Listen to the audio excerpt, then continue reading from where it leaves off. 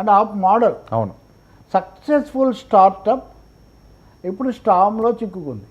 అదే ఇక్కడ సార్ బండి సంజయ్ కూడా ఒక ట్వీట్ చేశారు, మీరు అబ్జర్వ్ చేశారు లేదో, చీపురును చీకొట్టారు, చేతిని చిదిమేశారు, కమలాన్ని వికసింపజేశారు. అంటే అది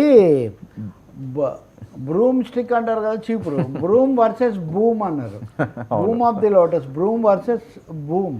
ఈ క్రమంలో బండి సంజయ్ ఏమంటే తన బండిని తెలంగాణ వైపు తిప్పాలని చూస్తున్నాడు. ఢిల్లీ విజయం బండిని తెలంగాణ వైపు తిప్పాలని ఆల్రెడీ ఒక సందేశం కూడా ఇచ్చేసారు, ఎమ్మెల్సీలు కూడా గెలిపించండి అని. ఆ ఎమ్మెల్సీలు ముగ్గురిని గెలిపించామని. గతంలో గెలవలేదో ఆయన చెప్తున్నారు.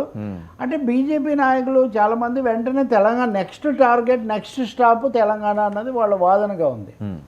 సాధ్యమా కాదా అది అదొక ప్రశ్న. అయితే ఇందాక కేటీఆర్ అన్నది కూడా అదే కదా, ఇప్పుడు ఆయన అంటుంది అదే, మీరే వాళ్ళని గెలిపించారని వీళ్ళు అంటారు. ఈ మధ్యలో వీళ్ళిద్దరి మధ్యలో తను నెగ్గుకు రావాలని బీజేపీ ఆలోచిస్తుంది. ఎటు తిరిగి మీ పవన్ కళ్యాణ్ ఇప్పటికే ఆయన దక్షిణ భారతదేశ యాత్ర ఇట్లాంటివి ఆయన సనాతనవాదం ఆయన చేస్తున్నారు కదా.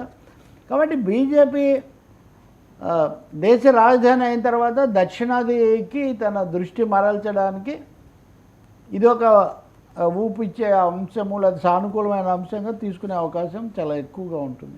సరే, దక్షిణాదిపై దండయాత్ర అంటూ వస్తున్న ప్రచారం పవన్ కళ్యాణ్ ఫేస్ తోటి వెళ్ళాలని చెప్పి ఆల్రెడీ డిసైడ్ అయిపోయారు. అందుకనే ముందస్తుగా ఆయన స్కెడ్యూల్ కూడా ఖరారు చేసుకున్నారని. సో ఇవన్నీ కూడా ఆ తోవకొచ్చేవంటారా? అంటే వాళ్ళకు ఉత్సాహం ఇస్తుంది కదా సహజంగా. ఇక్కడ